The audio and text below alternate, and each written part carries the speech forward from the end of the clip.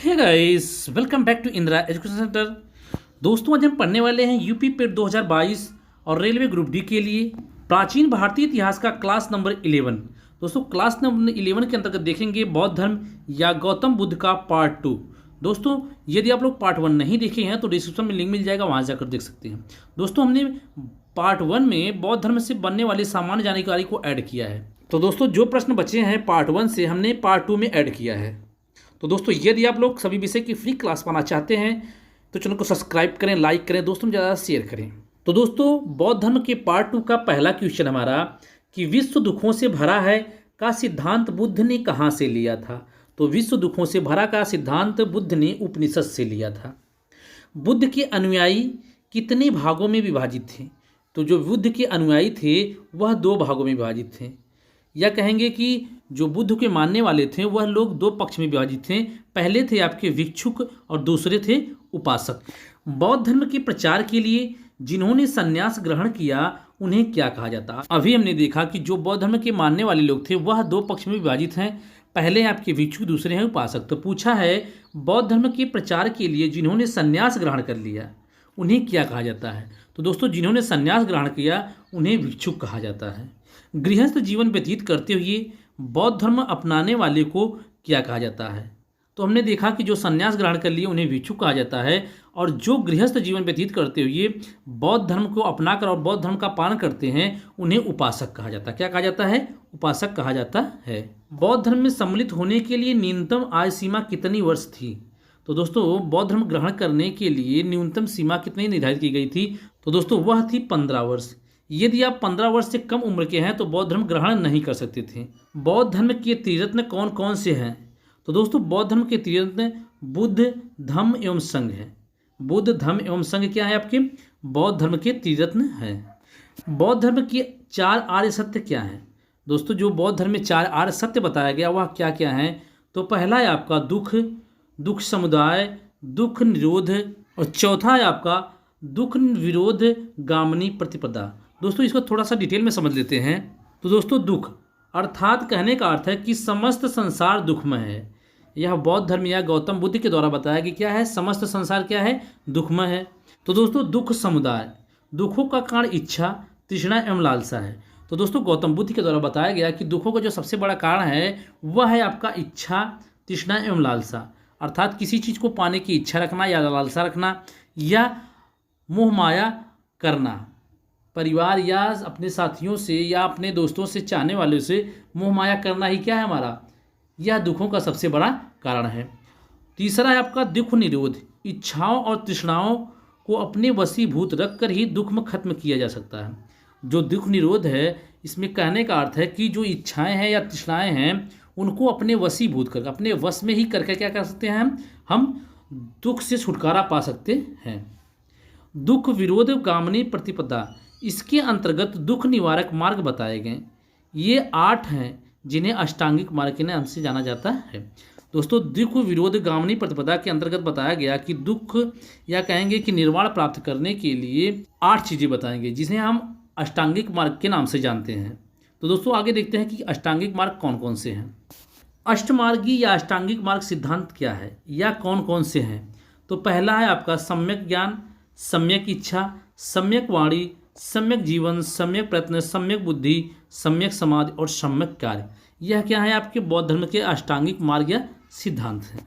बौद्ध धर्म का परम लक्ष्य क्या है या अंतिम लक्ष्य क्या है। तो बौद्ध धर्म का परम लक्ष्य या अंतिम लक्ष्य निर्वाण प्राप्त करना, यही क्या आपका बौद्ध धर्म का परम लक्ष्य है, जिसका अर्थ है दीपक का बुझ जाना। दीपक का बुझ जाना अर्थात जीवन मरण से मुक्त हो जाना।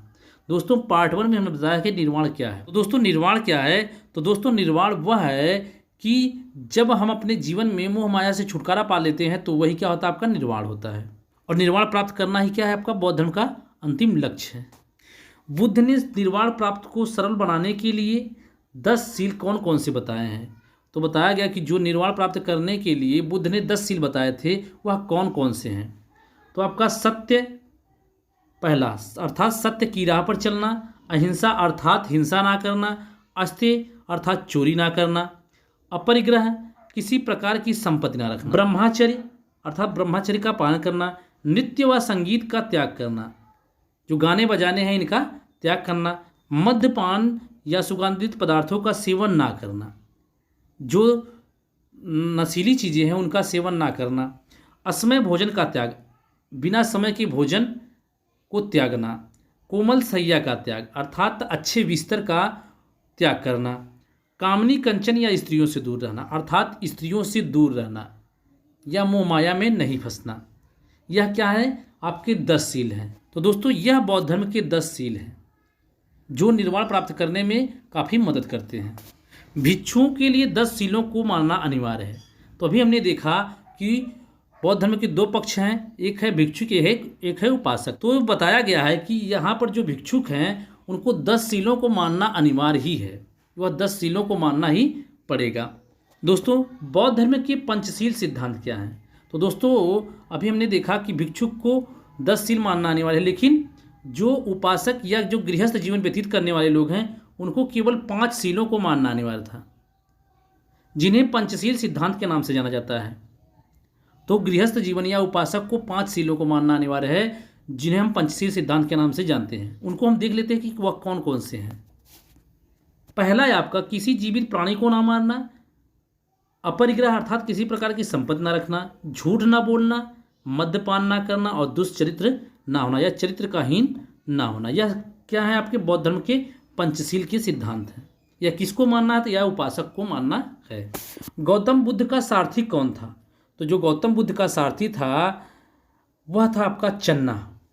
गौतम बुद्ध का चचेरा भाई कौन था? तो गौतम बुद्ध के चचेरे भाई का नाम देवदत्त था। गौतम बुद्ध के प्रिय घोड़े का क्या नाम था? तो गौतम बुद्ध के प्रिय घोड़े का नाम कंठक था। दोस्तों हमने पार्ट 1 में देखा था कि जब उन्होंने गृह त्याग किया था तो उन्होंने घोड़े के साथ ही क्या किया था? गृह त्याग किया था। तो उस घोड़े का नाम क्या है? आपका कंठक है। और गृह त्याग की घटना को हम क्या कहते हैं? तो महावीर निष्क्रमण के नाम से जानते हैं। बुद्ध के सबसे प्रिय शिष्य कौन थे? तो जो बुद्ध के सबसे प्रिय शिष्य थे वह थे आनंद। कौन थे? आनंद। जिसने बुद्ध को उरुवेला में खीर खिलाई थी वह स्त्री कौन थी? तो वह एक ग्रामीण स्त्री थी जिसका नाम सुजाता था। वैशाली की प्रसिद्ध गायिका जिसका निमंत्रण बुद्ध ने स्वीकार किया था वह कौन थी?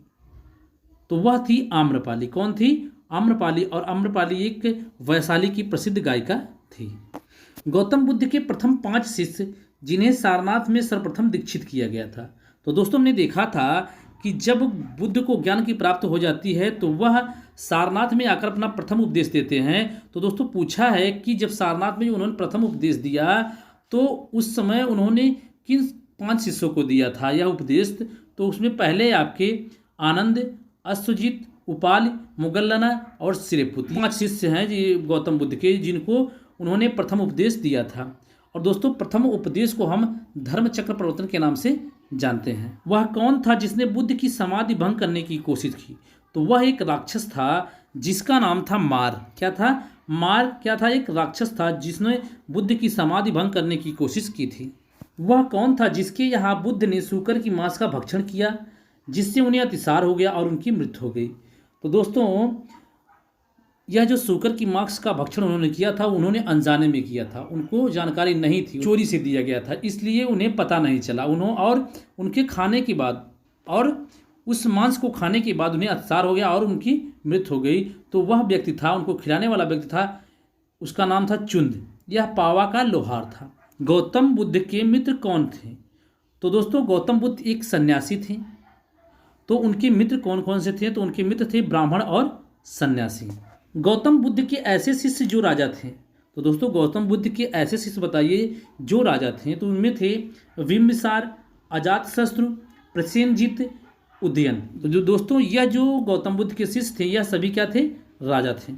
वह कौन सा बौद्ध साहित्य है जिसमें यूनानी शासक मिलिंद और भिक्षु नागसेन के दार्शनिक वाद विवाद का उल्लेख है? बहुत ही इंपॉर्टेंट क्वेश्चन है, इसे इंपॉर्टेंट लगा दीजिएगा कि दोस्तों जिसमें यूनानी शासक जो मिलिंद पन्हो हैं उसके और भिक्षु जो नागसेन हैं उनके बीच दार्शनिक वाद विवाद का उल्लेख किसमें मिलता है? तो वह है मिलिंद पन्हो। वह कौन सा बौद्ध साहित्य है जिसमें राजनीतिक, सामाजिक, धार्मिक दशा साथ में श्रीलंका राजवंशों का वर्णन किया गया है?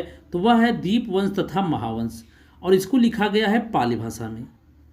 वह कौन सा बौद्ध साहित्य है जिसमें बुद्ध की अद्भुत शक्ति तथा बोधिसत्व की प्रतिष्ठा का वर्णन किया गया है? तो वह है महावस्तु, जिसे संस्कृत भाषा में लिखा गया है। तो दोस्तों हमने देखा कि जो यूनानी शासक मिलिंद है और जो भिक्षु नागसेन है, उनके वाद विवाद का उल्लेख मिलता है आपके मिलिंद पन्हों में, जबकि जो राजनीतिक, सामाजिक दशा और धार्मिक दशा और श्रीलंका राजवंशों का वर्णन किया गया है वह है आपका दीपवंश तथा महावंश में किया गया है। तो दोस्तों जिसमें बुद्ध की अद्भुत शक्ति तथा बोधिसत्व की प्रतिष्ठा का वर्णन किया गया है वह है महावंश, और उसे लिखा गया है आपका संस्कृत भाषा में। दोस्तों यह काफ़ी इंपॉर्टेंट क्वेश्चन है, क्योंकि बड़ी बड़ी परीक्षाओं में जो जहाँ डीपली पूछता है इसी चीज़ को पूछता है, इसे आप ध्यान रखिएगा। गौतम बुद्ध के जीवन से संबंधित प्रतीक व चिन्ह क्या है? दोस्तों बहुत ही इंपॉर्टेंट है कि प्रतीक व चिन्ह क्या है, इनको देख लेते हैं। कि जो जन्म से संबंधित प्रतीक है वह है कमल एवं साढ़। क्या है आपका? कमल एवं साढ़। गृह त्याग, अश्व या घोड़ा, अश्व या घोड़ा। प्रथम उपदेश का जो प्रतीक है वह है आपका चक्र, जिसे हम धम्म चक्र प्रवर्तन के नाम से जानते हैं। जब उनको ज्ञान की प्राप्ति हुई तो पीपल वृक्ष के नीचे हुई, तो ज्ञान का जो प्रतीक है वह है आपका बोधि वृक्ष।